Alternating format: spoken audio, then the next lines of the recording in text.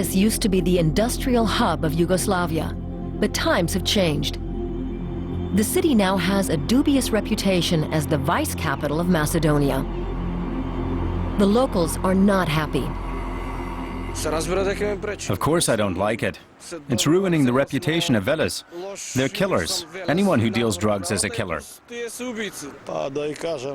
The criminal world is deeply rooted. It has backing, maybe from the police. I'm worried about these rumors that drugs have such power here in Veles and in Macedonia. A police video of a recent raid in Veles. 5 suspected dealers are arrested. The authorities also seize a cache of drugs, money, and weapons. The luxury cars of those arrested, now compounded, confirm the suspicion that the owners belong to the Frankfurt Mafia, a network that sells heroin and cocaine to addicts in Germany, and more recently, Austria as well.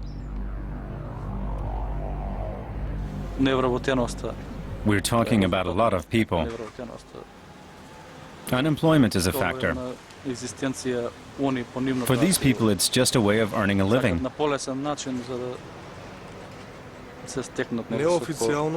Unofficially, we have 400 people involved in drug dealing in Veles. But that figure's not official yet. We accompany a police patrol of local bars. The officers are on the lookout for underage drinking. It will hardly help them break a major vice ring, of course. The bosses are based abroad and have locals on the ground recruiting their own friends with the promise of a fast buck.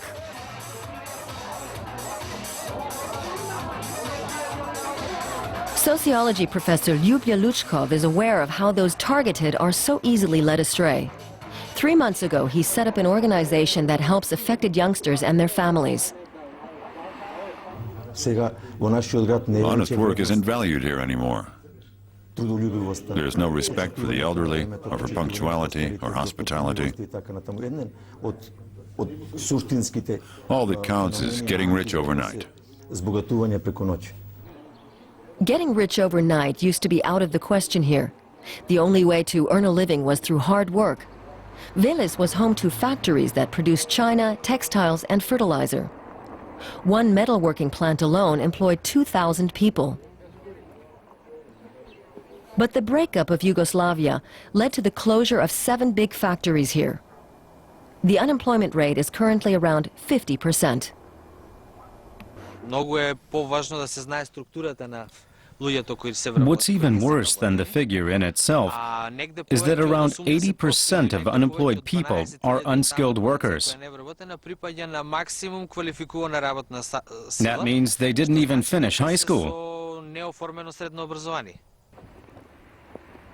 But Sashko Ristovsky is unperturbed. He takes us to a new commercial park on the edge of the city. With foreign investors staying away, hopes are being pinned on Macedonian businesses. So far, to no avail. The mood on the street is anything but optimistic. This woman says unemployment's been at this rate for the last 20 years, and many people have no confidence in the future.